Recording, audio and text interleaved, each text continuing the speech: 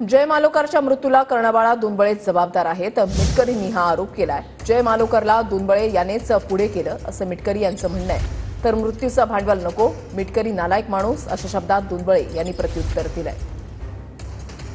दुसऱ्याच्या खांद्यावर बंदुका द्यायच्या, दुसऱ्या गरीबाचं घरचं लेकरू त्याच्यात दम आहे ना, तो मर्द आहे ना, चलिये सांत्वन भेटीला.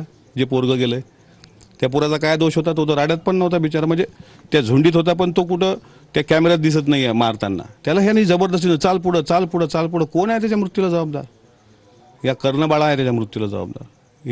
हे सगळे यांचे राजकीय पोळी शेकण्याकरता बहुजन समाजाच्या पोराचा खांदा कसा वापरतात त्याचं ज्वलंत उदाहरण काल मी डोळा देखत पाहिलं, आणि ते आमच्यावर उलटतात.